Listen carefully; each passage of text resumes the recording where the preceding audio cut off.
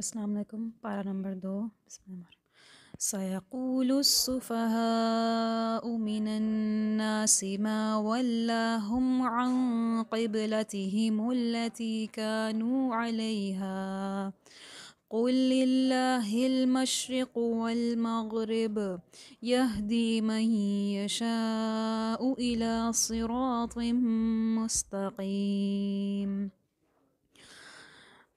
رب اشرح لي صدري ويسر لي أمري واحلل عقدة من لساني يفقهوا قولي رب يسر ولا تعسر وتمم بالخير۔ بسم اللہ الرحمن الرحیم۔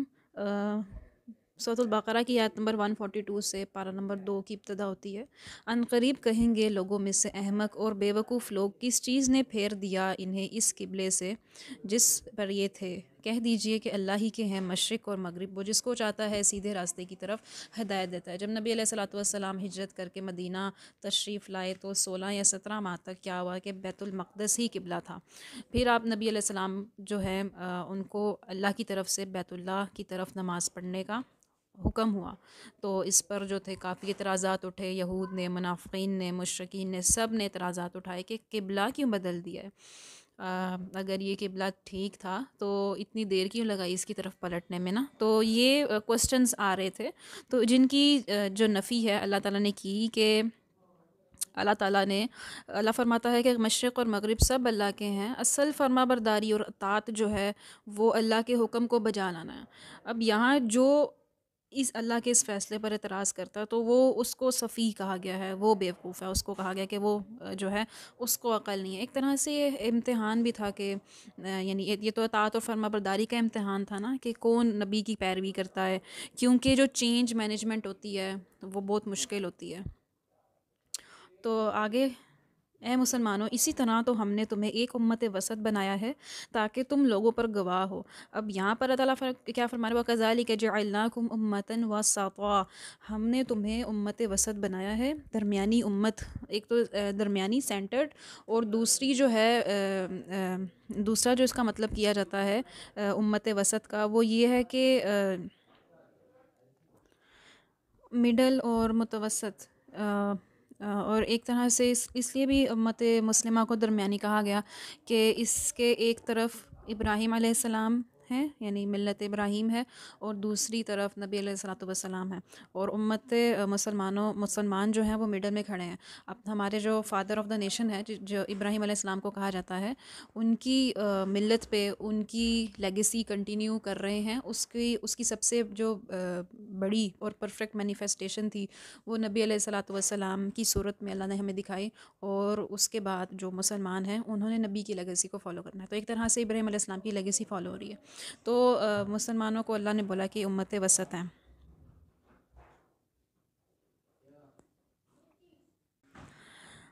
ہم نے تمہیں امت وسط بنایا تاکہ تم لوگوں پر گواہ ہو، اور رسول تم پر گواہ ہو، اور نہیں مقرر کیا تھا ہم نے وہ قبلہ جس پر آپ پہلے تھے، مگر یہ جاننے کے لیے کہ کون رسول کا اتباع کرتا ہے، کون ان کی پیروی کرتا ہے۔ من یتبع الرسول فممن ينقلب على عقبیہ، کون ان کی اتباع کرتا ہے اور کون الٹے پاؤں پھر جاتا ہے۔ تو جیسا کہ میں کہہ رہی تھی کہ مقصد کیا تھا، مقصد چیک کرنا تھا کہ چینج مینجمنٹ کو کس طرح سے ہینڈل کیا جاتا ہے، کس طرح سے مسلمز اس کو پرسیو کرتے ہیں۔ اصل عبادت کی روح کیا ہے؟ اللہ تعالیٰ فرماتے ہیں کہ اصل عبادت کی روح جو ہے وہ تقویٰ ہے، وہ فرما برداری ہے۔ اصل جو سبمیشن ہے وہ بغیر کسی سوال کے سمعنا و اطعنا والا ایٹیٹیوڈ اپنا کر اس کو فالو کرنا ہے۔ تو جس نے فالو نہیں کیا علی عقبیہ، اس کو کہا گیا کہ یہ الٹے پاؤں پھر گیا۔ تو یقیناً یہ بہت بڑی بات تھی، مگر ان کے لیے دشوار نہ تھی جن کو اللہ نے ہدایت دی تھی۔ اللہ ہرگز تمہارے ایمان کو ضائع نہیں کرے گا۔ اب یہ کیوں بولا؟ کیونکہ اعتراضات اٹھانے والے کہہ رہے تھے کہ اس کا مطلب تم لوگوں کی پچھلی جو نمازیں ہیں وہ بھی ساری ضائع ہو گئی ہیں نا، کیونکہ قبلہ ہی تم لوگوں کا غلط تھا۔ تو اس طرح کے کوسچنز وہ لوگ اٹھاتے تھے، تو اللہ تعالیٰ نے اس کی بھی آگے سے تردید کی ہے کہ نہیں، جو تمہارے پچھلی جو نیکیاں ہیں، پچھلی نمازیں وہ ضائع نہیں ہوں گی، وہ اللہ کے یہاں لکھ دی گئی ہیں، تمہاری پچھلی عبادات بالکل بھی ضائع نہیں ہوں گی۔ یقیناً اللہ انسانوں کے حق میں بہت ہی شفیق اور رحیم ہے۔ ان اللہ بالناس لرؤوف الرحیم، اللہ بہت شفیق اور رحیم ہے۔ اس کے بعد اے نبی صلی اللہ علیہ وآلہ وسلم، بلا شبہ ہم نے آپ کے چہرے کا بار بار آسمان کی طرف اٹھنا دیکھ لیا، تو ہم نے پھیر دیا آپ کو اسی قبلے کی طرف جو آپ کو پسند ہے۔ اب یہ وہ اصل حکم ہے جو تحویل قبلہ کے بارے میں دیا گیا تھا۔ یہ حکم جو ہے یعنی نبی علیہ الصلوۃ والسلام کی ایک خصوصی انسیت تھی کعبہ کے ساتھ۔ نبی علیہ السلام خود بھی محسوس یہ فرما رہے تھے کہ چونکہ بنی اسرائیل جو ہے ان کی امامت کا دور ختم ہو چکا ہے، اس لیے اب جو اصل مرکز ہے قبلے کا وہ بیت اللہ کی طرف کر دینا چاہیے۔ تو وہ کہ بعض اوقات ایسے ہوتا ہے کہ انسان کچھ کہتا نہیں ہے۔ نبی علیہ السلام اپنی زبان سے کچھ نہیں کہا کرتے تھے، وہ صرف آسمان کی طرف دیکھتے تھے۔ تو ہم بھی ہوتا ہے نا، بعض اوقات ایسے ہوتا ہے ہمیں کوئی چیز چاہیے ہوتی ہے، ہم سے کہا نہیں جا رہا ہوتا، ہم دعا کے لیے ہمت نہیں ہو رہی ہوتی، یا پھر اس ٹائم کیفیت نہیں بنتی دعا کرنے کی، تو انسان آسمان کی طرف ایسے ہی انسان کی نگاہ اٹھتی ہے، فطرتاً انیٹ نیچر ہے۔ تو نبی علیہ السلام آسمان کی طرف دیکھتے تھے، تو بس پھیر دیجئے اپنے رخ کو مسجد حرام کی طرف، اور اے مسلمانوں جہاں کہیں بھی تم ہو اپنا چہرہ نماز میں اسی کی طرف پھیرو۔ یہ لوگ جنہیں کتاب دی گئی تھی جانتے ہیں کہ تحویل قبلے کا حکم حق ہے ان کے رب کی طرف سے، ان کے پروردگار کی طرف سے۔ اللہ غافل نہیں ہے اس سے جو وہ کر رہے ہیں۔ اب یعنی ایک طرح سے جو یہ سوالات اٹھا رہے تھے یہود وغیرہ، اسپیشلی جو یہود ہیں، وہ ایک بھونڈی ریزننگ کے اوپر اٹھا رہے تھے۔ ظاہری سی بات ہے، جب شریعت تبدیل ہوئی ہے، جب کتاب تبدیل ہوا ہے، جب احکامات تبدیل ہوئے ہیں، تو اس میں اگر یہ تبدیلی بھی آتی ہے تو it's not a big thing. Allah throughout history جیسے جیسے انبیاء کو مبعوث فرماتا گیا ہے، تو اللہ نے ان کی شریعت کو، ان کے قوانین کو چینج بھی کیا ہے۔ تو انہوں نے جیسے کہ یعقوب علیہ السلام کی شریعت دوسری تھی، موسیٰ علیہ السلام کی دوسری، ابراہیم علیہ السلام کی دوسری، عیسیٰ علیہ السلام کی دوسری، تو یہ چیز ان کو بھی پتہ تھی کہ شریعت میں چینجز آتی ہیں کچھ تھوڑی بہت، یہ اللہ کی طرف سے یعنی ایک اپ گریڈ ہوتا ہے، اپ گریڈ ورژن ہوتا ہے، اور اس کا پچھلی شریعت کا اپ گریڈ ورژن ہوتا ہے۔ ایسا نہیں ہوتا کہ پچھلی شریعت کو منسوخ کر دیا جاتا ہے، بلکہ اس کا ایک بیٹر ورژن پریزنٹ کیا جاتا ہے، اور سب سے بہترین جو فارم ہے وہ اسلام ہے اس کی۔ تو ان کو پتا تھا یہ حق ہے، الحق من ربہم، لیکن وہ پریٹینڈ کر رہے تھے کہ یہ نہیں، یہ تو بڑی عجیب سی چیز ہے، اور اس طرح سے یعنی ڈیپ ڈاؤن انسان کو پتا ہوتا ہے، بعض اوقات وہ اس کو ایڈمٹ نہیں کرنا چاہتا ہوتا۔ ان کو ایڈریس کیا، اے نبی اگر آپ ان اہل کتاب کے سامنے ہر قسم کی نشانیاں پیش کر دیں تب بھی یہ آپ کے قبلے کی پیروی نہ کریں گے، اور نہ ہی اب آپ پیروی کرنے والے ہیں ان کے قبلے کی۔ یعنی اب کہا جا رہا ہے کہ ان کو آپ جو مرضی، بے شک آپ ان کو آسمان اور زمین اکٹھا کر کے دکھا دیں، انہوں نے نہیں ماننا، جنہوں نے ماننا ہی نہیں ہے وہ نہیں مانیں گے، اگرچہ آپ ان کو کوئی بھی نشانی دکھا دیں۔ اور ایک بہت سخت آیت ہے، وَلَا إِنِ اتَّبَعْتَ أَهْوَاءَهُم مِّن بَعْدِ مَا جَاءَكَ مِنَ الْعِلْمِ إِنَّكَ إِذًا لَّمِنَ الظَّالِمِينَ۔ تو اے نبی صلی اللہ علیہ وسلم، بالفرض اگر آپ نے ان کی خواہشات کی، ان کی ویز کی پیروی کی، اس علم کے بعد جو آپ کے پاس آ چکا ہے، تو بلا شبہ آپ بھی ظلم کرنے والوں میں سے ہو جائیں گے۔ تو یہ ایک بہت سخت آیت کنسیڈر کی جاتی ہے، اور اس کے تھرو ہمیں مسلمانوں کو بھی وارن کیا گیا ہے کہ جن کے پاس ایسے مسلمان جن کے پاس علم ہے پھر بھی وہ اپنی ہوا، اپنے نفس کی شہوت یا خواہشات کی پیروی کر رہے ہیں، تو اٹس ریڈ الرٹ، ان کے لیے ایک وارننگ ہے، ظالم ہے وہ۔ آگے کے یعنی یہ بھی بہت ایک پروفاؤنڈ آیت ہے، الذین آتیناہم الکتاب یعرفونہ کما یعرفون ابناءہم۔ جن لوگوں کو ہم نے کتاب دی ہے وہ اس کو پہچانتے ہیں جیسا کہ اپنے بیٹوں کو پہچانتے ہیں۔ نبی علیہ السلام، اسلام، نبی کی شریعت، اس کو یہود کو یعنی اہل کتاب جو ہیں، اسپیشلی یہاں پہ یہود کی بات ہو رہی ہے، لیکن اگر ہم اہل کتاب اس کی آیت کے کانٹیکس میں ہی دیکھتے ہیں، جن کو کتاب دی گئی ہے یہود کو یا نصارہ کو، وہ اس دین کے حق ہونے کو، اس نبی کے حق ہونے کو اس طرح سے پہچانتے ہیں جیسے اپنے بیٹوں کو پہچانتے ہیں۔ ایسے ہوتا ہے کہ انسان کو اپنے بچوں کی بڑی پہچان ہوتی ہے۔ آپ کا بچہ، آپ اندر کمرے میں بیٹھی ہیں، دروازہ پٹکنے کے انداز سے ہی آپ کو پتہ چل جاتا ہے کہ کون آیا ہے، آپ کا کون سا بڑا بیٹا یا چھوٹا بیٹا آیا، یعنی عادات کا پتہ ہوتا ہے پیرنٹس کو، تو یعنی ایک پہچان ہوتی ہے۔ تو اس تشبیہ سے اللہ تعالیٰ نے بولا کہ یہ لوگ ان کو ایسے پہچانتے ہیں، اس شریعت کو، نبی کو اور اس میسج کے حق ہونے کو اس طرح سے جانتے ہیں جیسے اپنے بیٹوں کو جانتے ہیں، یعنی کوئی شک نہیں ہے، کلیئر کٹ ان کے پاس ایویڈنسز ہیں، ان کی بک میں موجود ہیں، ان کا دل اس کی گواہی دیتا ہے، لیکن پھر بھی یہ کیا کرتے ہیں، یہ تکتمون کرتے ہیں، یہ حق کو چھپاتے ہیں۔ لا یکتمون الحق وهم یعلمون، ان میں سے گروہ ایسا ہے، وَإِنَّ فَرِيقًا مِّنْهُمْ، ان میں سے ایک ایسا گروہ ہے جو جانتے بوجھتے حق کو چھپاتا ہے۔ تو یہ اللہ تعالیٰ نے ان کی ایک چوری کو ہائی لائٹ کیا ہے۔ الحق من ربک فلا تکونن من الممترین، یہ حق ہے آپ کے رب کی طرف سے، حق وہی ہے جو اللہ کی طرف سے ہے، تو آپ شک کرنے والوں میں سے نہ بنیں۔ ہمیں بھی کہا جا رہا ہے کہ آپ نے شک نہیں کرنا۔ اور اب یہاں پر اللہ تعالیٰ فرما رہے ہیں آیت نمبر 148 میں کہ ہر ایک کے لیے ایک سمت اللہ نے مقرر کی ہے جس کی طرف انسان رخ کرتا ہے، اور یعنی ہر ایک شخص کا سینٹر آف لائف ہوتا ہے، ہر ایک انسان کا کوئی گول، کوئی مقصد ہوتا ہے۔ کسی نے مقصد بنایا ہوا دولت کو، کسی نے پیسے، کسی نے مال کو مقصد بنایا ہوا ہے نا اپنا، کسی نے اپنی خواہشات کو، کسی نے کپڑے کو، کسی نے کھانے کو، کسی نے بزنس کو، ہر ایک شخص نے اپنا ایک پرپس تلاش کیا ہوا ہے۔ تو مسلمانوں کو کیا کہا کہ تم اپنی سمت کس کی طرف کرو، فاستبقوا الخیرات، تم نیکیوں کو اپنا پرپس بناؤ، تم نیکیوں کی طرف اپنا رخ کرو، اور ان میں سبقت کرو، جہاں کہیں بھی تم ہوگے اللہ تم کو جمع کر کے لے آئے گا، یہاں تک کہ یعنی اللہ جو ہے ہر شے پر قادر ہے۔ نیکیوں کی طرف تم نے دوڑ لگانی ہے، نیکیوں میں تم نے آگے بڑھنے کی کوشش کرنی ہے۔ اور اس کے بعد اللہ تعالیٰ نے فرمایا ہے، اللہ تعالیٰ نے ایک ہدایت دی ہے کہ آپ نے اپنا نماز پڑھنے کے لیے آپ جب بھی آئیں آپ نے اپنا رخ مسجد حرام کی طرف کرنا ہے۔ اور آگے اللہ تعالیٰ فرماتے ہیں کہ جہاں کہیں سے بھی آپ نکلیں، یعنی پھر سے ایک اور ایمفسس کے طور پہ دوبارہ سے بات کو رپیٹ کیا، مسلمانوں جہاں کہیں بھی تم ہو نماز کے وقت اپنے چہروں کو اسی جانب تم نے پھیرنا ہے، یعنی مسجد حرام کی طرف پھیرنا ہے، تاکہ یہ جو لوگ ہیں ان کے پاس تمہارے خلاف کوئی حجت، کوئی دلیل باقی نہ رہے۔ اور اے مسلمانوں تم جو ہے ان سے نہ ڈرو، تم مجھ سے ڈرو، فلا تخشوہم واخشونی، تم ان میں سے کسی سے نہ ڈرو، بس مجھ سے ڈرو۔ یعنی انسان جب اللہ سے ڈرتا ہے تو اس کا سارا رخ اللہ کی طرف ہو جاتا ہے۔ اللہ کا ڈر جو ہے وہ انسان کی سیلویشن کا ذریعہ کہا جا سکتا ہے، بلکہ ہے ایکچولی یہ بات ہے۔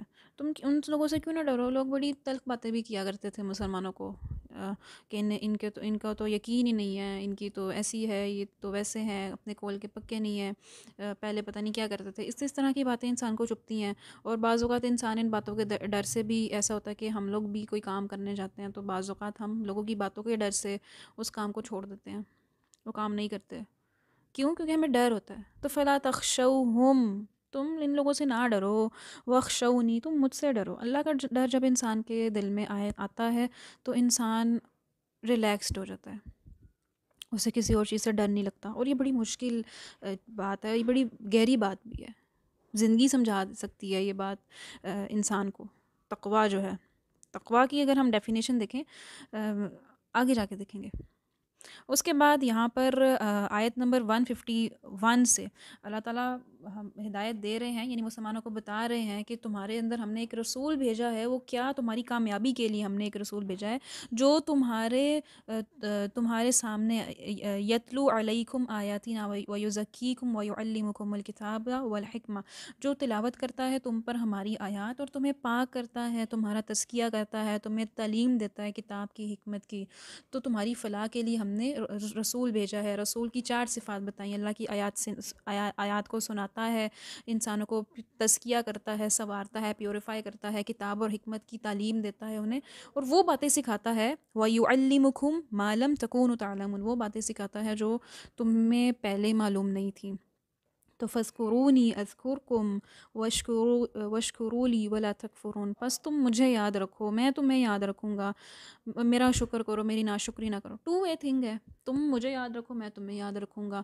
ایک حدیث کا مفہوم ہے کہ جب ابن آدم جو ہے اللہ کا ذکر کرتا ہے کسی گیدرنگ میں تو اللہ تعالیٰ اس کا بھی ذکر کرتا ہے اس سے بہترین گیدرنگ میں، یعنی فرشتوں کی گیدرنگ میں۔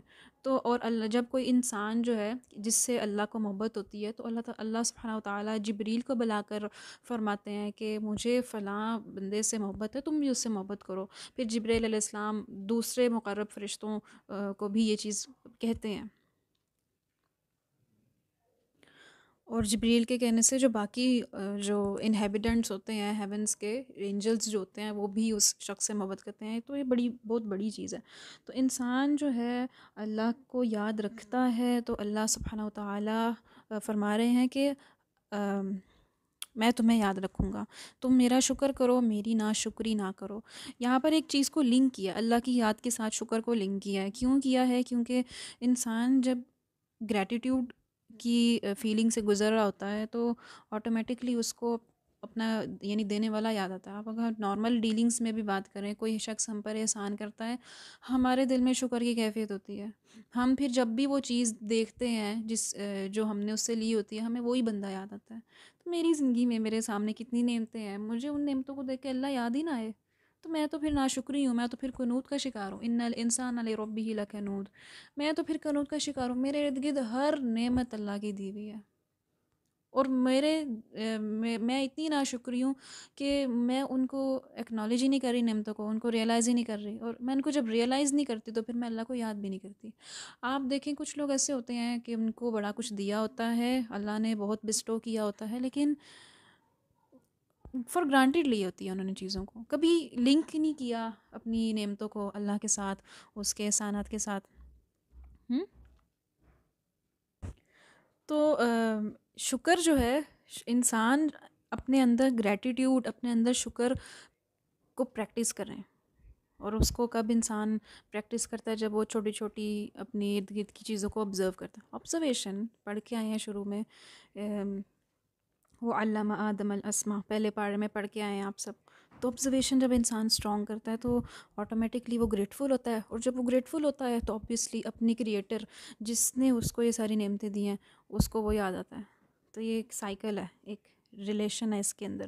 اور اس کے آگے یا ایھا الذین آمنوا استعینوا بالصبر والصلاۃ ان اللہ مع الصابرین، کہ اے ایمان والو صبر اور نماز سے مدد چاہو، جان لو کہ اللہ صبر کرنے والوں کے ساتھ ہے۔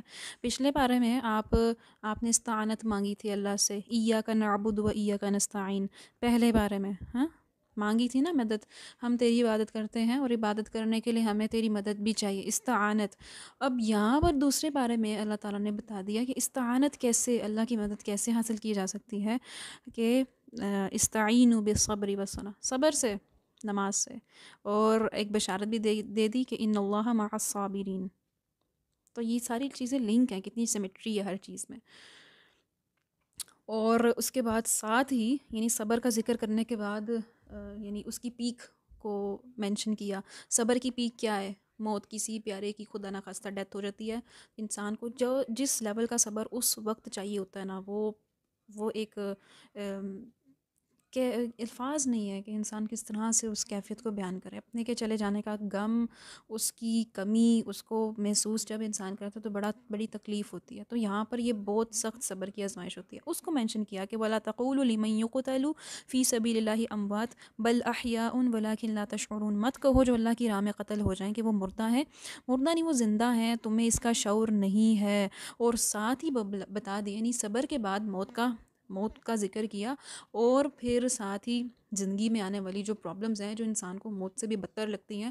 بعض اوقات ہم پر کوئی پرابلم آتی ہے، ہم کہتے ہیں اس سے اچھا تھا میں مر ہی جاتی، یہ والا دن نہ مجھے دیکھنا پڑتا۔ اس طرح سے انسان کے ذہن میں خیالات آتے ہیں۔ اس کو مینشن کیا وَلَنَبْلُوَنَّكُمْ بِشَيْءٍ مِّنَ الْخَوْفِ وَالْجُوعِ وَنَقْصٍ مِّنَ الْأَمْوَالِ وَالْأَنفُسِ وَالثَّمَرَاتِ وَبَشِّرِ الصَّابِرِينَ، ہم تمہیں لازماً آزمائیں گے کسی قدر خوف سے، بھوک سے، مالوں سے، جانوں سے، ثمرات کے نقصان سے، وبشر الصابرین، اس میں بھی بشارت ہے لیکن ان کو جو صبر کرنے والے ہیں۔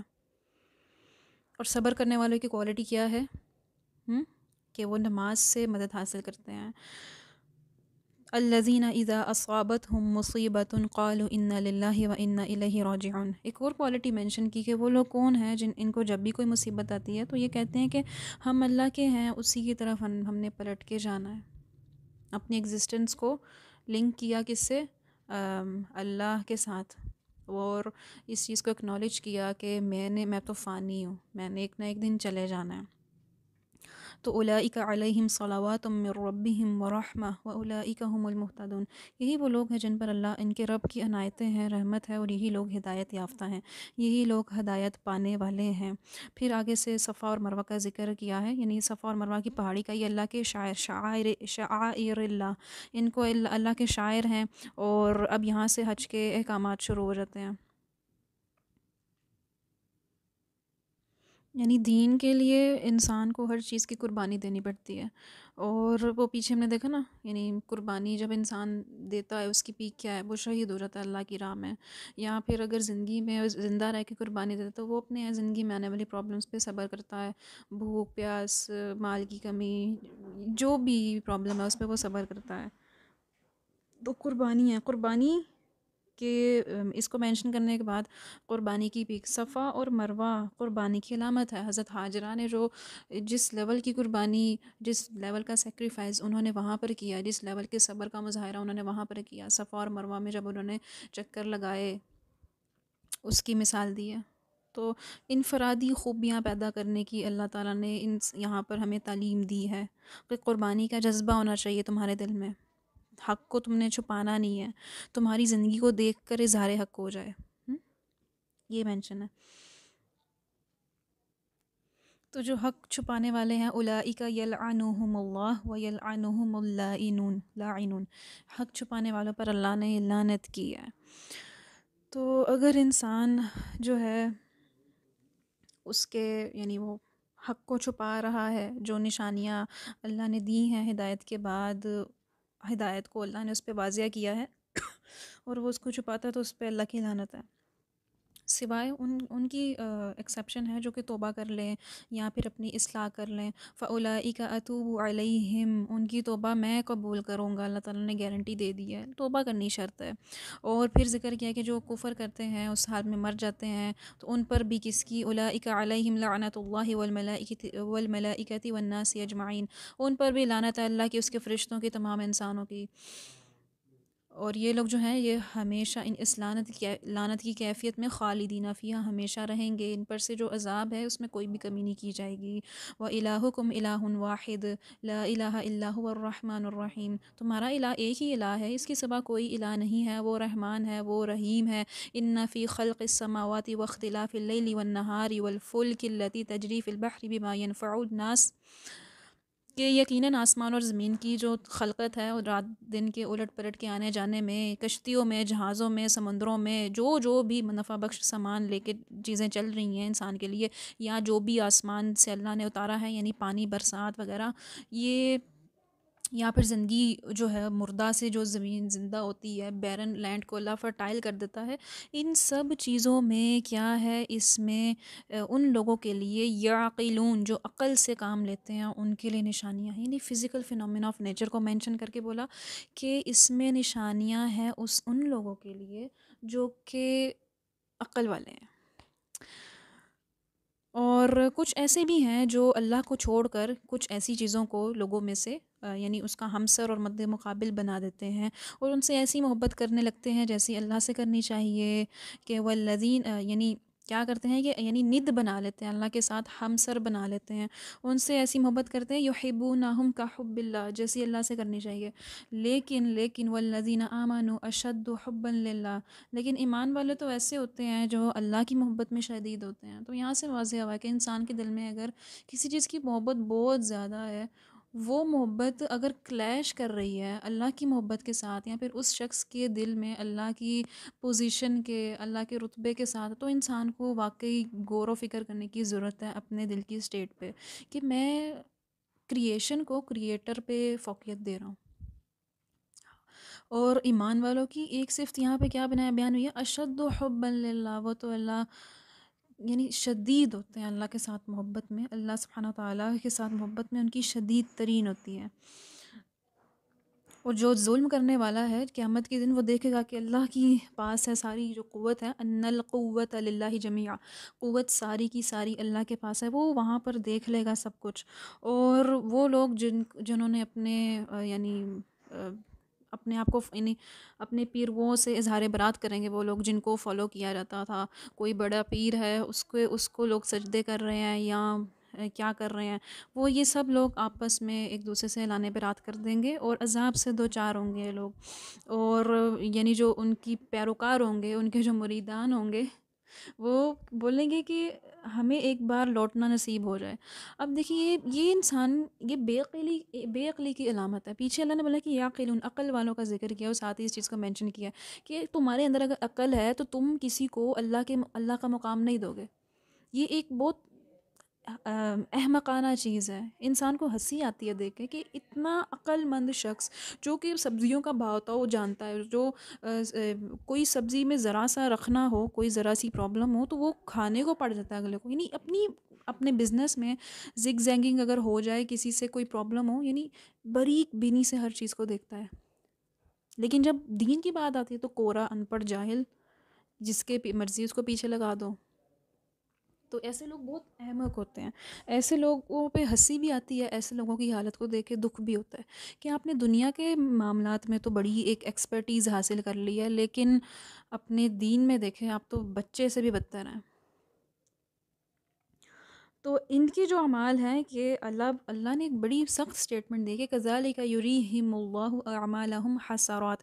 ان کے اعمال کو ہم لوگ جو ہیں ان کے اعمال جو ہیں وہ ہم حسرت بنا دیں گے، حسرت بن جائیں گے ان کے اعمال. کاش میں نے یہ نہ کیا تھا. یا ایھا الناس کلوا مما فی الارض حلالا طیبا. جو چیزیں حلال اور طیب کی گئی ہیں انہیں کھاؤ. ولا تتبعوا خطوات الشیطان. کہ شیطان کے قدموں کی چاپ کی بھی تم نے پیروی نہیں کرنی. تم نے شیطان کے قدموں کی چاپ کی بھی پیروی نہیں کرنی. شیطان تمہیں بدی کا، بے حیائی کا حکم دیتا ہے، اور تمہیں یہ چیزیں، یعنی وہی آگے نا، یعنی اور اس کا کہ تم اللہ کی طرف وہ باتیں منسوب کرو جس کے بارے میں تمہیں کوئی علم نہیں ہے. پیچھے ذکر کیا تمہاری انسان کی فالس جو محبتیں ہیں، فالس جو کیا بولتے ہیں اس کو، نسبتیں ہیں، ان کو مینشن کیا نا. اپنے کسی لوگوں کو ہمسر بنا لیتے ہیں، ند بنا لیتے ہیں اللہ کا.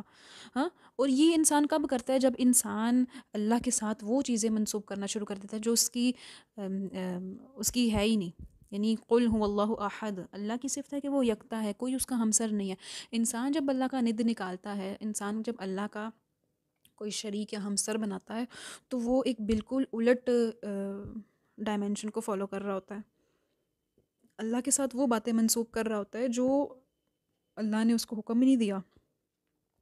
اور جب ان لوگوں کو، یعنی اب یہود کا ذکر کیا جا رہا ہے کہ ان کو جب بھی کہا جاتا ہے کہ اللہ نے جو نازل کیا ہے اس کی پیروی کرو، تو وہ آگے سے وہی سٹیٹمنٹ دیتے ہیں کہ نہیں، ہم نے تو وہی کرنی ہے جو ہمارے آبا و اجداد کر رہے تھے. اولو کان آباؤہم لا یعقلون شیئا ولا یہتدون. تو اگرچہ ان کے آبا و اجداد نہ کسی بات کو سمجھ پائے ہوں، نہ ہدایت یافتہ ہوں، پھر بھی کیا وہ اپنے آبا و اجداد کی ہی پیروی کرتے رہیں گے؟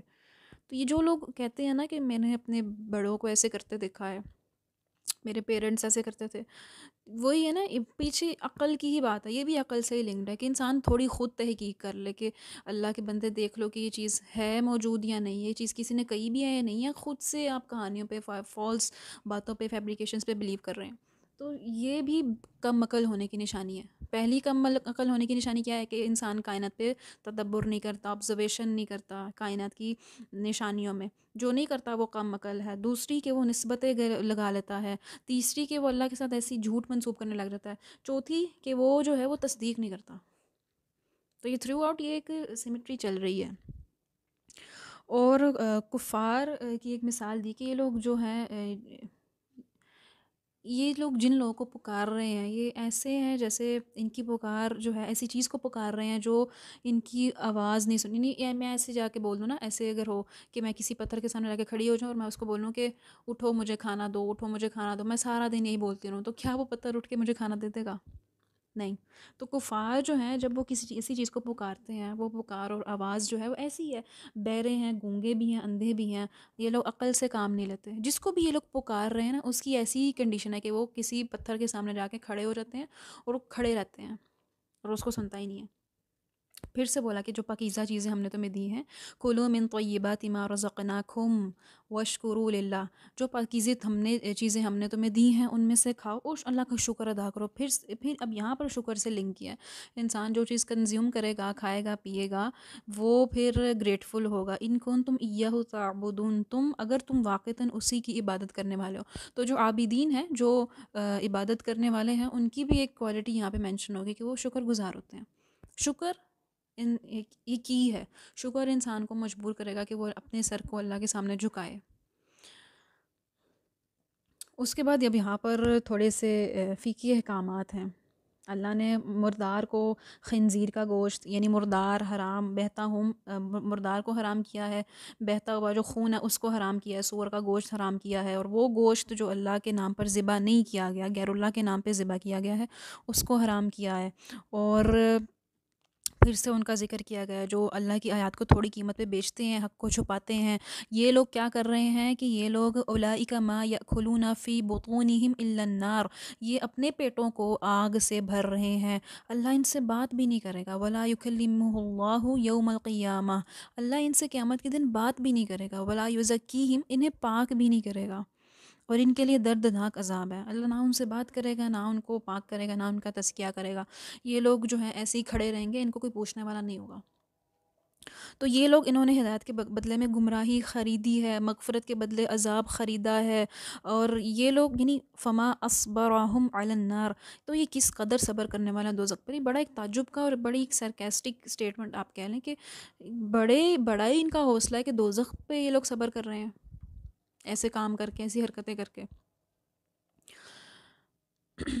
اور پھر یہاں پر آیت بر آتی ہے کہ نیکی یہی نہیں ہے کہ تم اپنے چہرے مشرق اور مغرب کی طرف پھیر دو، بلکہ نیکی تو اس کی ہے جو ایمان لائے اللہ پر، یوم آخرت پر، فرشتوں پر، کتاب پر، نبیوں پر، وہ خرچ کرے مال اس کے باوجود، مال کی محبت کے باوجود نا، قرابت داروں کو، یتیموں کو، محتاجوں کو، مسافروں کو، مانگنے والوں پر، گردن کے چھڑانے نے، غلاموں کو آزاد کرانے میں، اپنے عہد کو عہد سے وفا کرنے میں، خاص طور پر صبر کرنے میں، فقر و فاقے میں، تکلیف میں، جنگ میں، جدل میں صبر کرنے میں، یعنی یہ ساری نیکی کی فارمز بتائی ہیں کہ نیکی صرف ایسی یہی نہیں ہے کہ تم نے اپنا منہ مشرق سے مغرب کر لی، یہ نیکی نہیں ہے۔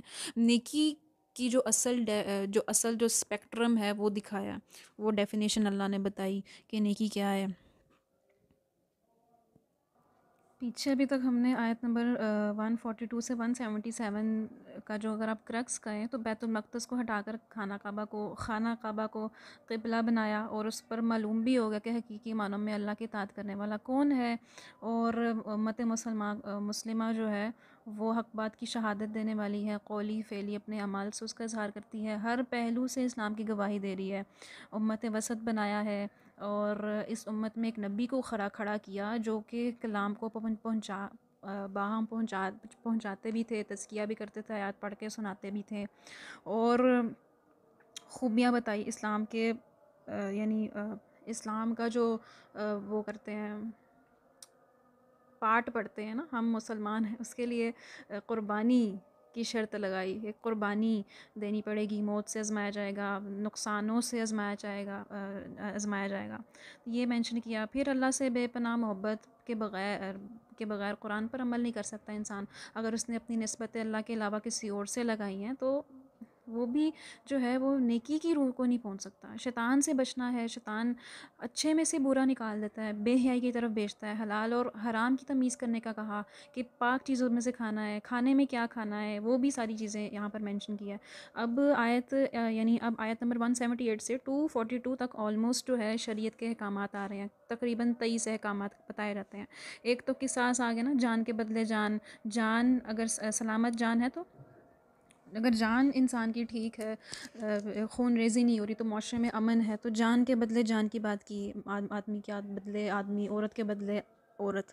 پھر وصیت کہ جان کے بغیر مال کی حفاظت کرنا، کوئی مرتے وقت اگر مال لکھوا رہا ہے تو ان سب کی اس کی وصیت کو پورا کیا جائے، اور ایسا بھی کہا جاتا ہے کہ اگر وصیت میں کوئی اس نے ناانصافی کی ہے تو اس کو دین کے مطابق کمپنسیٹ کیا جائے۔ پھر روزے کی بات کی جاتی ہے۔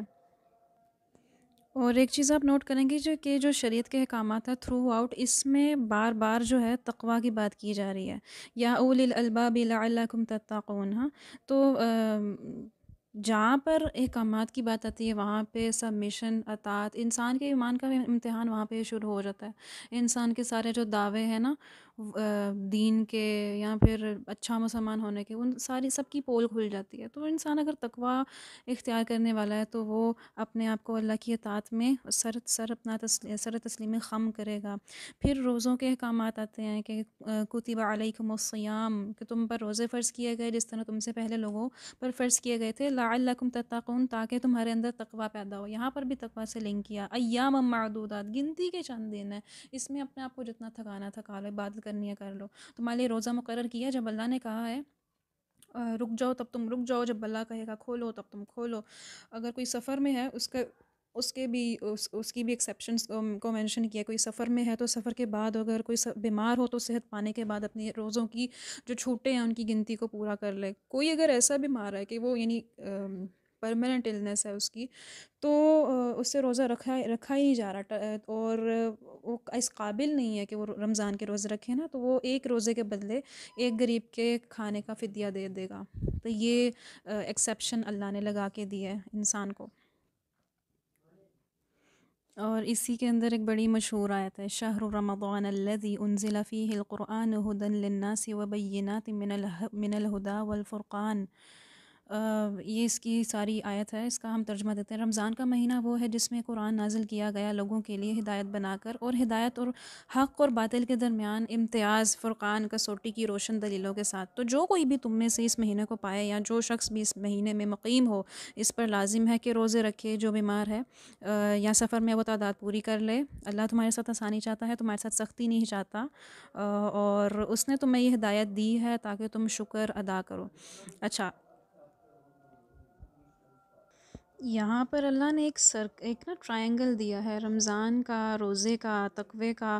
یہ ایک ٹرائنگل ہے، اور یہ بہت ایک خوبصورت امیجری ہے۔ یعنی اگر آپ پچھلے آیت کے ساتھ اس کو لنک کریں، یعنی لعلکم تتقون، تقوی جو ہے، تقوی ملے گا کس سے؟ روزے سے، اور اس کے ساتھ ہی مینشن کیا قرآن رمضان جو ہے وہ قرآن کا مہینہ ہے۔ تو ایک بہت خوبصورت ٹرائنگل اللہ نے یہاں پہ مینشن کیا۔ اور اس کے بعد عورتوں کی حیثیت کی بات آتی ہے کہ وہ تم اس کا، عورتوں کا لباس ہو، وہ تمہاری اور تم ان کی زینت ہو، وہ تم کو آرام دیتی ہیں، تم ان کو آرام دو، ان کی بات کی گئی۔ اور عورتوں کے بارے میں اللہ تعالیٰ نے جب بھی مینشن کیا تو اللہ نے مردوں کو ڈرایا۔ ایسے اللہ جو ہے ایسے اللہ عورت کا وکیل بن کے بات کرتا ہے، استاذہ کہتی ہیں۔ تو بار بار مینشن کیا کہ اگر تم اللہ سے ڈرتے ہو تو اپنا جو معاملہ ہے ان کے ساتھ تم نرمی والا معاملہ اختیار کرو۔ اور اس کے بعد اعتکاف کا مینشن کیا جاتا ہے اس میں، کہ رمضان کے مہینے میں آخری دنوں میں اعتکاف کیا جائے۔ پھر رشوت کی حرمت آتی ہے، رشوت سے منع کیا جاتا ہے، اس کو حرام قرار دیا جاتا ہے، اور دوسروں کے حقوق مارنے، سلب کرنے، ان سب سے منع کیا جاتا ہے۔ پھر حج کا مینشن کیا جاتا ہے کہ جب حج کے لیے تم جاتے ہو تو یاد رکھنا ہے تم نے کہ کوئی تم نے بے حیائی والا کام نہیں کرنا، نافرمانی کا کام نہیں کرنا، لڑائی جھگڑا نہیں کرنا۔ یعنی عبادت کی جو روح ہے وہ، یعنی اس کے تصور کی تعلیم دی ہے کہ کس طرح تم نے اپنے حج کے جو مناسک ہیں ان کو پورا کرنا ہے، ان 3 چیزوں سے پرہیز کرتے ہوئے۔ پھر جہاد کی بات کی جاتی ہے کہ دنیا میں اگر فتنہ، یعنی اسلام یہ بات نہیں کرتا کہ آپ جائیں اور لوگوں کی پرائیویسی انویڈ کریں اور جنگ کریں، یہ چیز کا درس اسلام نہیں دیتا۔ اسلام کہتا ہے کہ have war in order to have peace, امن کے حصول کے لیے جنگ کرو۔ اب مکہ کے جو مشرکین تھے وہ بڑا تنگ کر رہے تھے مسلمانوں کو، امن کے حصول کے لیے جنگ کی جاتی ہے۔ اگر رومن اور پرشین امپائر کو گرایا گیا ہے تو وہ امن کے حصول کے لیے گرایا گیا، کیونکہ بادشاہ کا دین رعایا کا دین ہوتا تھا، اس سے کوئی روگردانی کرتا تھا تو اس کو امیڈیٹلی ایکسیکیوٹ کر دیا جاتا تھا۔ ایک فریڈم آف سپیچ نہیں تھا، اسلام نے آ کر فریڈم آف سپیچ دیا، اور ایسا فریڈم آف سپیچ دیا ہے کہ آپ دیکھیں کہ اگر قرآن کی تلاوت ہو رہی ہوتی ہے تو ٹرمپ بھی سر جھکا کے سن رہا ہوتا ہے۔ یہ فریڈم آف سپیچ اسلام نے دیا ہے، نہیں تو یہ ایکسپریشن، اپنے آپ کو ایکسپریس کرنا، اسپیشلی مذہب کی بیسس پہ، بادشاہی کے سسٹم میں، اٹ واز امپاسبل۔ تو یہ اسلام نے سسٹم دیا۔ تو دنیا میں اگر فتنہ برپا ہوتا ہے تو اس فتنے کو روکنا چاہیے دین پر عمل کرنے کے لیے۔ اگر انسان جو ہے تلوار اٹھاتا ہے امن کے حصول کے لیے، تو یہ چیز بہت اپریشیبل ہے، اللہ کی نظر میں یہ چیز بہت کمنڈیبل ہے۔ جہاد ظلم کے خلاف ایک جد و جہد ہے۔ پھر انفاق کی بات کی جاتی ہے کہ اپنا ہاتھ تم نے تنگ نہیں کرنا، اور مال تم نے خرچ کرنا ہے اللہ کی راہ میں، لوگوں کو ان کے حقوق دینے ہیں۔ اس کے بعد شراب اور جوئے کی، میں آپ کو نا ایسے بس ایک چارٹ بتا رہی ہوں۔ پھر شراب اور جوئے کی حرمت آتی ہیں کہ اس میں چند بھلائیاں بھی ہوتی ہیں لیکن نقصانات فوائد پہ بھاری ہیں۔ اس کو ہم دیکھتے ہیں۔ اس سے پہلے ایک بہت خوبصورت دعا اللہ تعالیٰ نے مینشن کی ہے کہ ربنا آتنا فی الدنیا حسنۃ وفی الآخرۃ حسنۃ وقنا عذاب النار۔ ایمان والوں کی دعا، ایک بہت خوبصورت دنیا اور آخرت میں بھلائی مانگنے والی جو دعا ہے، اللہ نے وہ مینشن کی ہے۔ اور اس کے بعد بیچ بیچ میں ڈسکشن کو چینج بھی کیا جاتا ہے. اب یہاں پر پھر منافق کی بات بھی آتی ہے کہ لوگوں میں کوئی شخص ایسا بھی ہے جس کی باتیں تمہیں بہت اچھی لگتی ہیں دنیا کی زندگی میں، حالانکہ فی الواقع وہ تمہارا شدید ترین دشمن ہے. وہ جب پیٹھ پھیر کر جاتا ہے تو زمین پر بھاگ دوڑ کرتا ہے، یعنی جد و جہد کرتا ہے تاکہ فساد مچائے، لوگوں یعنی ٹیل کیرنگ کرے، لوگوں کے کان بھرے. اس کا ذکر بھی بیچ میں ان دا مڈل کیا جاتا ہے. اور پھر اس ایسے شخص کا ذکر کیا جاتا ہے جو اپنے آپ کو اپنی جان کو اللہ کی رضا کے لیے دے دیتا ہے، بیچ دیتا ہے. اللہ اپنے ایسے بندوں کے حق میں بہت جو ہے شفیق ہے. اور پھر ایک بڑی پیاری آیت کہ یا ایھا الذین آمنوا دخلوا فی السلم کافہ، اے اہل ایمان اسلام میں داخل ہو جاؤ پورے کے پورے. ولا تتبعوا خطوات الشیطان، شیطان کے نقش قدم کی پیروی نہ کرو، یقیناً شیطان تمہارا بہت کھلا دشمن ہے. تو اسلام میں پورے کے پورے داخل ہو جاؤ. اب کچھ احکامات کو مینشن کرنے کے بعد اللہ تعالیٰ بولتے ہیں کہ اسلام میں تم نے پورا داخل ہونا ہے، یعنی تم نے پک اینڈ چوز نہیں کرنا. جو چیز تمہیں دی جا رہی ہے تم نے اس کو پک کرنا ہے اور اس پر عمل کرنے کی، اس کو حتی الامکان امپلیمنٹ کرنے کی اپنے اوپر کوشش کرنی ہے. تم نے یعنی یہ نہیں کرنا کہ میں یہ کر لوں اور وہ نہ کروں. یہود یہی کرتے تھے نا. یہود کی جو مثال اللہ نے تھرو آؤٹ دی ہے پیچھے، وہ یہی کرتے تھے. جو چیز ان کو پسند آتی تھی وہ کر لیتے تھے، جو عمل جو حکم ان کے خواہشات کے اگینسٹ جاتا تھا اس کو چھوڑ دیتے تھے. وہ کیا کرتے تھے؟ اس کو چھوڑ دیتے تھے. یہ بہت برا ایک یہودیوں کی عادت تھی. اگر تم پھسل گئے اس کے بعد بھی کہ تمہارے پاس یہ واضح تعلیمات آ چکی ہیں تو جان لو کہ اللہ زبردست ہے، حکمت والا ہے. کیا یہ اسی کا انتظار کر رہے ہیں کہ آ جائے ان پر اللہ بادلوں کے سائبانوں اور فرشتوں کے ساتھ اور ان کے مابین فیصلہ کر دیا جائے؟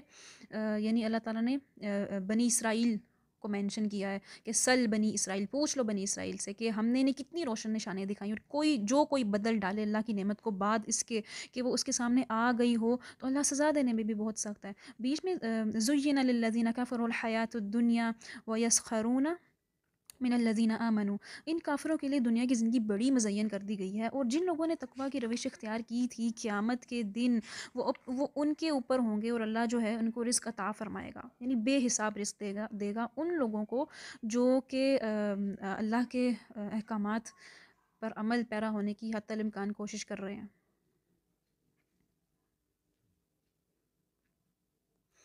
اور پھر یہ آیت 214 ہے، انفاق سے پہلے والی آیات آئی ہیں کہ کیا تم نے یہ سمجھ رکھا ہے کہ یوں ہی جنت میں داخل ہو جاؤ گے، حالانکہ ابھی تک تمہارے اوپر وہ حالات اور واقعات وارد نہیں ہوئے جو تم سے پہلوں پر ہوئے تھے. پہنچتی تھی ان کو سخت تکلیف، بھوک، وہ ہلا مرے گئے، یہاں تک کہ وقت کا رسول بھی کہہ اٹھا کہ متی نصر اللہ، اللہ کی مدد کب آئے گی.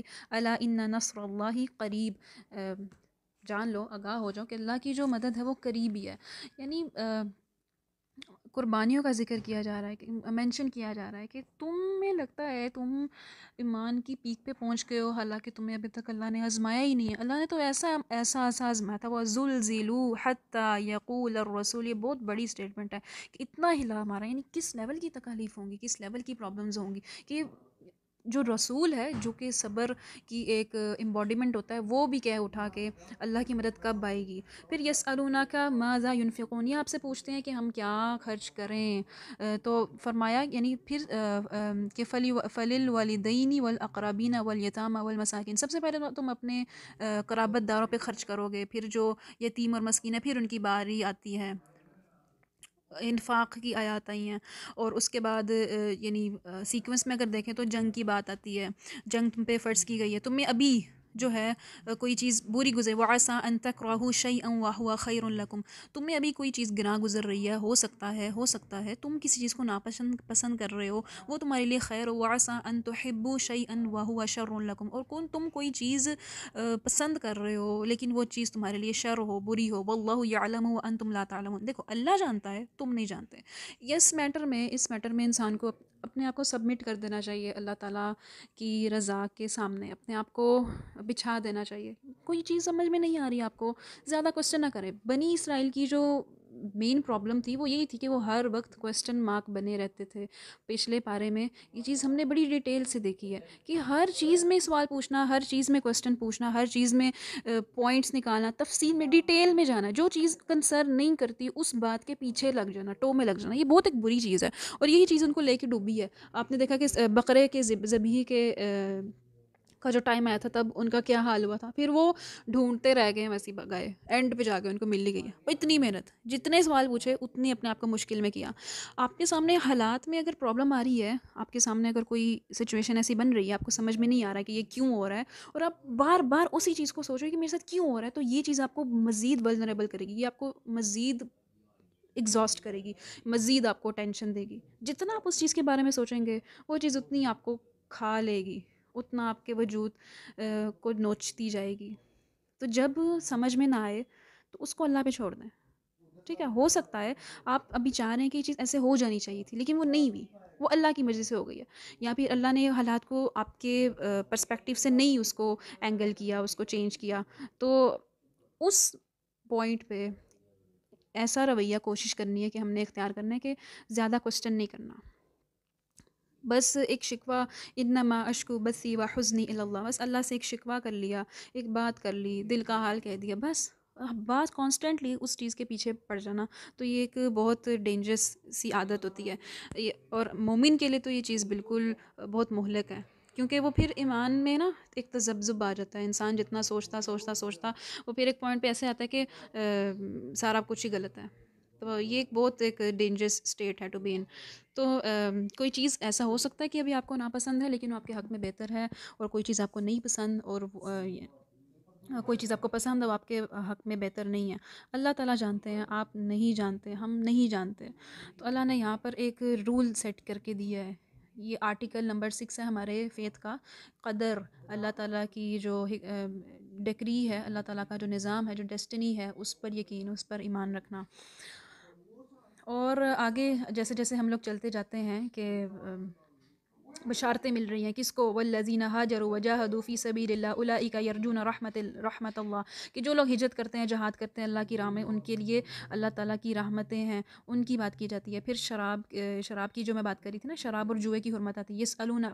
یسألونک عن الخمر والمیسر, آپ سے پوچھتے ہیں کہ شراب اور جوئے کی حرمت کے بارے میں دریافت کر رہے ہیں. آپ کہیں کہ قل فیہما اسم کبیر ومنافع للناس, اس میں جو ہے اس میں گناہ زیادہ ہے اور نفع کم ہے. اب دیکھیں یہاں پر شراب جو ہے, یہاں پر حرام نہیں کہا گیا شراب کو, جوئے کو. یہاں پر صرف ایک بات کو ٹچ کر کے چھوڑ دیا گیا کہ اس میں تمہارے لیے نقصان کا ایلیمنٹ زیادہ ہے. دیکھیں اسلام جو ہے, اسلام کے اندر عقیدے میں ریولوشن ہے. جب عمل کی بات آتی ہے تو اسلام انسان کو سپیس دیتا ہے. اب جو شراب ہے, یہ جو جوا ہے, یہ عرب کے لوگوں کی گٹھی میں تھی, ان کی گتھی میں تھی یہ چیز, شراب پانی کی طرح, کیونکہ وہاں پہ پانی بہت دور سے جا کے لانا پڑتا تھا. It was very difficult to fetch water نا, تو اس لیے شراب جو ایزیلی اویلیبل ہوتی تھی وہ شراب ہوتی تھی, تو وہ پانی کی طرح یوز کرتے تھے اس کو. پانی, پیور پانی جو ہے وہ بہت مشکل سے اویلیبل تھا, تو یہ چیز ان کی اس میں پھنسی ہوئی تھی. اور جو ان کا کلچر تھا ناچ گانے والا, اس میں جوا بھی بڑا جو تھا کامن تھا. تو یہ چیز ایک دم سے آتے نہیں چھوٹتی, تو اللہ نے ان کو سپیس دیا یہاں پہ. تو ہمارے سامنے کوئی اگر دین پہ عمل کرنا شروع ہوا ہے تو ہم چاہتے ہیں کہ وہ حجاب بھی کرے, نقاب بھی کرے, اور عربی کی ماہر بھی بن جائے, اور گانے بھی چھوڑ دے, نمازیں بھی 5 وقت کی کرے, قیام اللیل بھی کرے.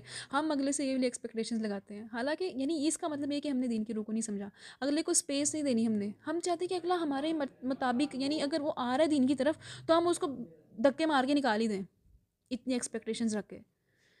تو آپ دیکھیں یہاں سے ہمیں سیکھنا چاہیے کہ ایک مسلمان کا رویہ کیسا ہونا چاہیے. سپیس دینی ہے. اسلام میں نے کہا کہ عقیدے میں ریولوشن ہے. اگر آپ کے عقیدے غلط ہیں, اگر کسی کا عقیدہ غلط ہے, توحید اگر انسان کی غلط ہے, اس میں پرابلم ہے, تو اس کو اوور نائٹ درست کرنا ہے, اس کو درست کرنا ہے امیڈیٹلی, اس کو امیڈیٹلی درست کرنا ہے. جب عمل کی بات آتی ہے تو اسلام سپیس دیتا ہے, کیونکہ اللہ کو پتہ ہے کہ وَخُلِقَ الْإِنسَانُ ضَعِيفًا, انسان کو اللہ نے ضعیف بنایا, انسان کو اللہ نے کمزور بنایا, تو اللہ تعالیٰ کو یہ چیز پتہ ہے. تو اس لیے یہ شراب اور جوئے کی ہمت کیا آئی کہ اس میں سے چند نقصان, بھلائیاں بھی ہوں گی لیکن نقصانات جو ہیں وہ فوائد پر بھاری ہیں. اس کے بعد یتیموں کے مال کی حفاظت کی بات کی جاتی ہے، پھر نکاح کی بات کی جاتی ہے کہ مشرکوں سے شادی نہیں کی جا سکتی، مشرکات سے شادی نہیں کی جا سکتی، اور یعنی مومن مشرک، آزاد مشرک سے نا غلام بہتر ہے، یہ کہا گیا، بہتر ہے کہ مسلمز میں کریں۔ پھر حیض کی بات کی جاتی ہے، عورت کی جو ماہواری ہے، جو مینسٹریشن ہے، اس زمانے میں کیا رویہ کرنا چاہیے۔ حیض کو اللہ نے بولا کہ یہ اذا ہے، یہ تکلیف کی سٹیٹ ہے، فَاعْتَزِلُوا النِّسَاءَ فِي الْمَحِيضِ وَلَا تَقْرَبُوهُنَّ حَتَّى يَطْهُرْنَ فَإِذَا تَطَهَّرْنَ فَأْتُوهُنَّ مِنْ حَيْثُ أَمَرَكُمُ اللَّهُ۔ اب یہ یعنی آپ سے ماہواری کے بارے میں کوشچن کیا جا رہا ہے، تو کہہ دیں کہ ناپاکی کی سٹیٹ ہے، تکلیف دہ مسئلہ بھی ہے، عورتوں سے علیحدہ رہو اس حالت میں، ان کے ساتھ شباشی نہ کرو، ان کے ساتھ مقاربت نہ کرو، اور جب وہ پاک ہو جائیں تو پھر اس طریقے پر، یعنی ایک طریقہ ہوتا ہے اس کے مطابق جو اللہ نے تمہیں حکم دیا ہے شباشی کرو۔ یقیناً اللہ محبت کرتا ہے، ان اللہ یحب التوابین و یحب المتطہرین، توبہ کرنے والوں سے، پاک رہنے والوں سے اللہ تعالیٰ جو ہے وہ محبت کرتا ہے۔ اور حیض جو ہے یہ ایک اذیت کی تکلیف ہے، اس میں جنسی تعلقات سے اجتناب کرنا چاہیے، یہ حرام ہے۔ اس کے بعد ایلا کی بات کی جاتی ہے کہ کچھ لوگ ایسے ہوتے ہیں جو اپنی بیوی سے ترک تعلق کی قسم کھا لیتے ہیں، 4 مہینے کے اندر اگر واپس رجوع نہیں کرتے تو طلاق واقعہ ہو جائے گی ان کی۔ اور ایک اور بات یہاں پر بڑی امپورٹنٹ تھی، اسے ایڈریس کرنا ضروری ہے۔ نساؤکم حرث لکم، تمہاری بیویاں تمہارے لیے بمنزلہ کھیتی ہیں، فأتوا حرثکم انا شئتم وقدموا لانفسکم، تمہارے لیے بمنزلہ کھیتی ہیں تو اپنی کھیتی میں جس طرح چاہو آؤ، اپنے لیے آگے کے لیے سامان پیدا کرو، اللہ کا تقوی اختیار کرو، واتقوا اللہ۔ دیکھیں جہاں جہاں عورتوں کی بات آئی ہے، عورت کے ساتھ سلوک کی بات ہوئی ہے، چاہے وہ عدت کے، رضاعت کے، طلاق کے، جو بھی احکامات ہیں، یہاں تک کہ یہ شباشی کی بھی اگر بات کی جا رہی ہے تو وہاں پر بھی اللہ نے واتقوا اللہ، کہ عورت جو ہے بڑی ایک ولنریبل کریچر ہوتی ہے، عورت ایک ایموشنل بینگ ہوتی ہے، اس کے معاملے میں تم نے اللہ کا تقوی اختیار کرنا ہے۔ اب بڑی عورتیں کوسچن اٹھاتی ہیں کہ نساؤکم حرث لکم، یہ والی یاد سب کو بہت چپتی ہے کہ ہم کیوں اپنے شوہر کی کھیتی ہیں، وہ ہماری کھیتی کیوں نہیں ہے؟ تو یہ سوال جو ہے یہ بہت سے لوگوں کی طرف سے آتا ہے، اور جب عورت قرآن کو پڑھنا شروع کرتی ہے نا، جب ان آیات سے وہ گزرتی ہے، کتنے لوگوں سے ہم نے سنا ہے، وہ کہتے ہیں کہ ہمیں ایسا لگتا تھا کہ عورت کو اسلام نے پروٹیکشن دی ہی نہیں، اسلام نے عورت کے حقوق کو سلب کیا، اس کو اپریس کیا ہے، مرد کو اس کے اوپر لاگے بٹھا دیا جی۔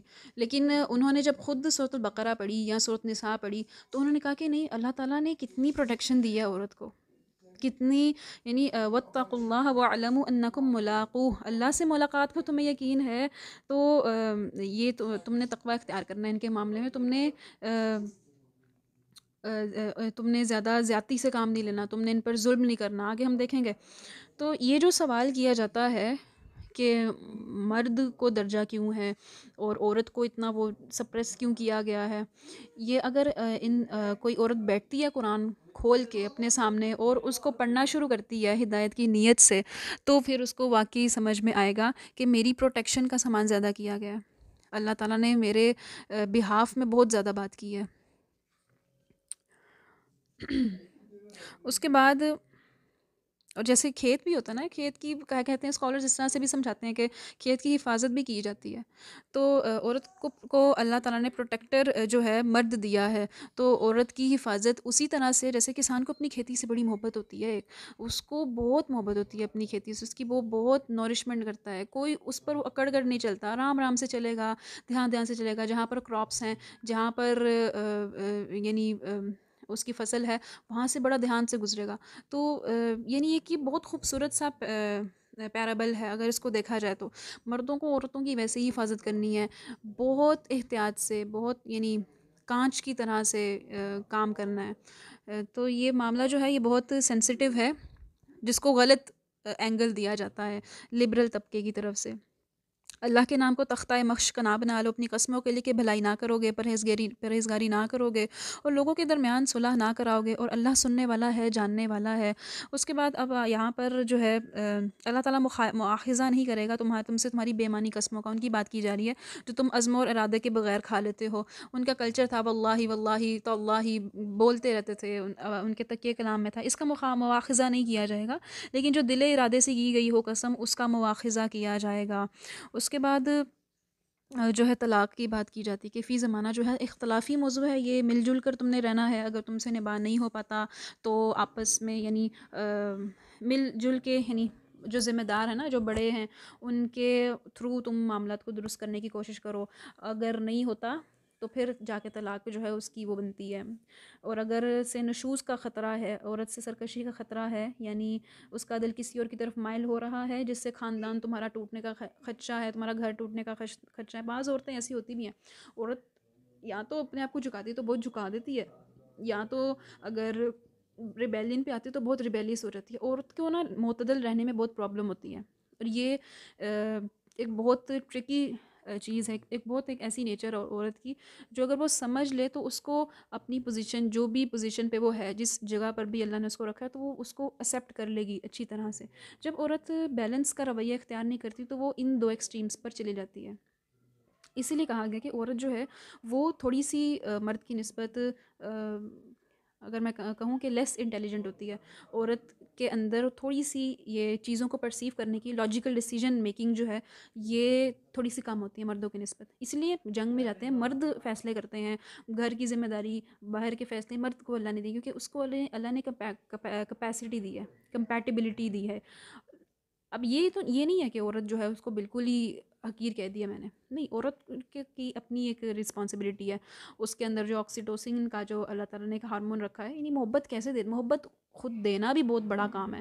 اپنی ایک ایسی لڑکی جو شادی سے پہلے کچھ بھی یعنی اپنی چیز کسی کو دیتی نہیں تھی، شادی کے بعد وہ، اور اسپیشلی ماں بننے کے بعد اس کا آکسیٹوسن اتنا زیادہ ایکٹیویٹ ہو گیا کہ وہ بے لوس محبت کر رہی ہے، سب کچھ دے رہی ہے، اتنا کمپرومائز کر رہی ہے۔ یہ چیز مرد نہیں کر سکتا، راتوں کو اپنے بچوں کے لیے جاگ رہی ہے، یہ صرف عورت کر سکتی ہے۔ یعنی جو جینڈر رولز ہیں سوسائٹی میں اللہ نے جو پلیس کیے ہیں، یہ بہت بہترین اللہ کا نظام ہے۔ انسان نے اس کو چینج کرنے کی کوشش کی ہے، آج آپ دیکھیں ویسٹ میں کیا ہو رہا ہے، مرد عورتیں بن رہے ہیں، عورتیں مرد بننے کے چکروں میں ہیں، اور بیچ میں جو ہے ایک تیسری مخلوق آ گئی ہے LGBTQ والی۔ تو it's a very complex state, یہ ایسا بہت ایک کمپلیکیٹڈ ورلڈ ہو گیا، سمجھ نہیں آ رہا کہ کون کیا کرے۔ لڑ رہے ہیں کہ جی جو مرد ہے وہ عورتوں کے واش روم میں جا سکتے ہیں، نہیں جا سکتے جو ٹرانسجینڈرز ہیں۔ یعنی انسان نے جب رولز کو اپنی طرح سے فکسیٹ کرنے کی، اینگل کو چینج کرنے کی کوشش کی، تو کیا حال ہوا، نظام درم برم ہو گیا۔ ویسٹ میں فیملی سسٹم بالکل کولیپس ہو گیا، بالکل کولیپس کر گیا۔ وہاں کی جو عورتیں اتنی ریبیلین ہے وہ بالکل بھی کسی کے قابو میں نہیں آتی، ہاں، یعنی اتنی زیادہ پرابلم کریٹ ہو گئی ہے۔ تو یہ چیز جو ہے یہ بہت الارمنگ ہے۔ اللہ نے جو جینڈر رولز فکس کیے ہیں یہ ہماری بہتری کے لیے ہیں، اور جب ہم یعنی مرد اور عورتیں جو ہیں خود ان رولز کو پہچان لیتے ہیں، اپنے رول کو، تو وہ سوسائٹی بہت اچھے طریقے سے فنکشن کرتی ہے۔ اور اگر یعنی جیسے میں نے عورت کی بات کر رہی تھی نا، ہم سب عورتیں ہیں، عورتوں کی بات کروں گی، مرد کی بات نہیں کروں گی میں۔ جو عورت ہے جب وہ ریبیلیس ہو جاتی ہے، آپ دیکھیں کہ وہاں پر زیادہ جو چیٹنگ ایلیمنٹ ہے، انفیڈیلٹی جو ہے ویسٹ میں، وہ عورت کی وجہ سے ہے۔ اور فیملی یونٹ جو ہے بالکل ہی دب گیا ہے، کچھ رہا ہی نہیں۔ تو بیلنسڈ، اپنے آپ کو بیلنس رکھنا سیکھیں، کوشش کرنی ہے کہ میں نے اپنے آپ کو، اپنا رویہ میں نے معتدل رکھنا ہے، میں نے نہ تو اپنے آپ کو اتنا جھکا لینا۔ کچھ عورتیں ایسی بھی ہوتی ہیں کہ اتنی سبمسو ہوتی ہیں وہ، کہ ظلم بھی برداشت کر لیتی ہیں، کہتی ہیں وہ صبر ہے، یہ صبر نہیں ہے۔ صبر جو ہے وہ یعنی اپنے حق کے لیے بولنا چاہیے، اٹس ریکمینڈیڈ، اٹس پریفریبل کہ آپ اپنے حق کے لیے بولیں۔ آپ دب کر ظلم برداشت کر رہے ہیں، یہ کوئی عقل مندی کی بات نہیں ہے۔ میں نے کہا نہیں، یہاں تو وہ اچھی ہوتی ہے تو بہت سبمسو ہو جاتی ہے، اور یہاں تو اگر ریبیلین ہوتی ہے تو بہت ریبیلیس ہو جاتی ہے۔ بیچ میں درمیان کی سین، متوسط رویہ، اعتدال رکھنا ہے، یہ چیز جو ہے یہ اس کو دیکھنے کی ضرورت ہے۔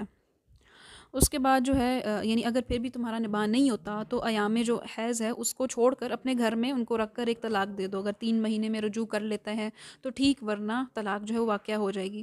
یعنی یہ طلاق کے احکامات۔ پھر خلا کی بات کی جاتی ہے، اگر عورت مرد کے ساتھ نباہ نہیں ہو رہا اور تو وہ خلا لے سکتی ہے، اس کو اس کی اجازت دی گئی ہے۔ پھر حلالہ کی بات کی جاتی ہے کہ طلاق کرتے وقت تم نے احتیاط کرنی ہے، اگر طلاق دے دی ہے تو عورت تمہارے لیے ہمیشہ کے لیے حرام ہو گئی ہے، سوائے یہ کہ حلالہ کر لیا جائے۔ اور وہ والا ڈیلیبریٹلی والا حلالہ نہیں کہ خود شادی کرائی اور خود طلاق کروائی، یہ زنا ہے، اس کو زنا کہا گیا، اور یہ اس کو بہت ناپسندیدہ عمل کہا گیا ہے۔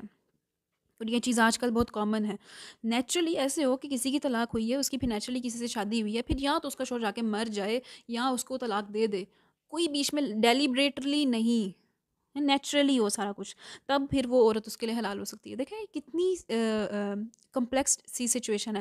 طلاق دینے سے پہلے 100 بار سوچنا چاہیے کہ یعنی پھر وہ حلال نہیں ہو پائے گی اس کے لیے. وہ ایک بہت ایک وہ لمبا پروسیس ہے. اس کی کسی سے شادی ہو جائے، پھر جا کے اس کو طلاق ہو جائے، پھر وہ کہیں جا کے میرے لیے حلال ہوگی. اس لیے احتیاط کرو، پہلے ہی تم نے نباہ کرنے کی کوشش کرنی ہے، پہلے ہی نباہ کرنے کی کوشش کرنی ہے. حلال چیزوں میں ناپسندیدہ جو فعل ہے، یعنی پسند نہیں ہے اللہ کو، وہ طلاق ہے، کیونکہ اس سے فیملی یونٹ کولیپس ہوتا ہے. فیملی یونٹ جو ہے وہ سوسائٹی کے لیے ایک بہت ناگزیر چیز ہے، ایک بہت امپورٹنٹ یونٹ ہے. میاں بیوی کا رشتہ سوسائٹی کے لیے یہ خراب ہو جائے تو بچوں کے فیوچر تباہ ہو جاتے ہیں، بچوں میں لیک آف کانفیڈنس ہو جاتا ہے، اور وہ یعنی سوسائٹی جو ہے وہ ویسی نہیں رہتی جیسی ہونی چاہیے. پھر عدت طلاق، یعنی اس کی بات کی، یعنی وہ 3 پیریڈز ہیں نا، جب 3 حیض مکمل ہو جائیں تو عورت آزاد ہو جاتی ہے. اور پھر اگر کسی دوسرے سے وہ شادی کرنا چاہتی ہے تو وہ کر سکتی ہے. اس کے بعد رضاعت کے احکامات آتے ہیں کہ اگر مرد اور عورت میں اختلاف ہو گیا ہے، یعنی بچہ یعنی وہ سیپریٹ ہو گئے ہیں، پھر رضاعت کا مسئلہ آ رہا ہے، اختلاف ہو گیا ہے، بچہ عورت کے پاس ہے، تو دودھ کون پلائے گا؟ اگر عورت خود سے دودھ پلاتی ہے بچے کو، یا پھر وہ معاوضہ لینا چاہتی ہے، کیونکہ دودھ پلانے کے لیے اچھی خوراک کی بھی ضرورت ہوتی ہے، اپنے آپ کو ہیلدی رکھنا ہوتا ہے، یعنی اچھا کھائے گی تو پھر وہ ملک پروڈیوس ہوگا، تو اس کے لیے یہ مرد کی ذمہ داری کہ وہ پیسہ دے. دیکھیں وہاں پر بھی مرد کی ذمہ داری اللہ نے لگائی ہے. اٹس اے ہیوج تھنگ اگر دیکھا جائے تو. لیکن لوگ کیا کرتے ہیں، یہ عورت کو ذلیل کر کے نکال دیتے ہیں، بچہ بھی پھر اس کے سر پہ ڈال دیتے ہیں. اگر کوئی بہت ہی اچھا تو وہ بچہ اپنے پاس رکھے گا، لیکن وہ ایسے رکھے گا کہ پھر اس عورت کو اپنے بچے سے ملنے نہیں دیتا. تو یہ ہم نے کھلواڑ کیا ہوا ہے شریعت سے. پھر اگر کوئی عورت اگر بیوہ ہو جاتی ہے شوہر کے مرنے کی صورت میں 4 ماہ 10 دن اس کی عدت ہوگی. پھر مہر کی بات کی جس کو برائڈز منی کہا جاتا ہے، عورت کو مہر دے کر شادی کی جانی چاہیے. اور اس سے مراد ہے کہ اگر مرد جو ہے وہ تسلیم کر رہا ہے کہ آئندہ سے اس کی جو مالی ذمہ داری ہے وہ اس مرد کے اوپر ہے، اور مہر جو ہے وہ ایک طرح سے عورت کو سیکیور بھی کرتا ہے کہ کچھ ہوتا ہے تو وہ اپنے اس مال کو یوز کر سکتی ہے، اس کی ساری معاشی ذمہ داری اس کے شوہر پر ہوتی ہے. پھر نان نفقے کی بات ہوتی ہے. اگر طلاق ہو جاتی ہے عورت کا نان نفقہ دینا پھر مرد کی ذمہ داری ہے، کھانا پینا کپڑے گھر وغیرہ عدت کے دنوں میں مرد پوری کرے گا. پھر احسن طریقے سے اس کو اگر آپ نے رخصت کرنا تو رخصت کرو، دے دلا کر کچھ دے کر بھیجو. آج کل کیسے ہوتا ہے وہ ذلیل کر کے مار پیٹ کے اللہ معاف کرے نکال دیتے ہیں. یہ کیا ہم نے کیوں ایسے کیا ہے؟ کیونکہ تقوی نہیں ہے. آپ دیکھیں ان آیات کو اگر آپ پڑھیں گے تو آپ دیکھیں جہاں پر بہت سی آیات میں جو ہے تقوی کا ذکر ہے، جن میں 3 طلاقوں کی بات آ رہی ہے تو 4 بار حدود اللہ کی بات کی کہ تل کا حدود اللہ، اللہ کی حدود ہیں، یہ اللہ کی حدود ہیں، یہ تم نے ان کی حفاظت کرنی ہے. اور واتقوا اللہ واعلموا، اللہ کا تقوی اختیار رکھو، واعلموا اور جان رکھو ان اللہ بکل شیء علیم، اللہ کو ہر چیز کا علم ہے، جو کچھ تم کر رہے ہو اللہ کو پتہ ہے، اللہ کو پتہ ہے. تم واللہ یعلم وانتم لا تعلمون، اور یہ بھی تم جان لو، یعنی اللہ وہ سب جانتا ہے جو تم نہیں جانتے. تم نے کیا کرنا ہے، یعنی ہم رضاعت کی یعنی نان نفقے کی بات کر رہے تھے نا، تو طلاق ہو جاتی ہے عورت کا نان نفقہ دینا، کھانا پینا عدت کے دنوں میں مرد پوری کرے گا. پھر ایسے طریقے سے اس کو بھیجنا ہے کچھ دے دلا کر. اگر عورت پریگننٹ ہے تو 9 ماہ تک اس کا خرچہ بھی دینا ہوگا. پھر بچے کا مالی خرچہ بھی اٹھانا ہوگا پیدا ہونے کے بعد. آج کل کون ایسے کرتا ہے؟ بس نکال کے دھکے مار کے نکال دیتے ہیں. تو یہ بہت ایک سیڈ ہے، یہ المیہ ہے ہماری سوسائٹی کا، اور اللہ نے تو چھوڑنا نہیں ہے. جو لوگ اس طرح سے کرتے ہیں اللہ نے ان کو چھوڑنا نہیں ہے.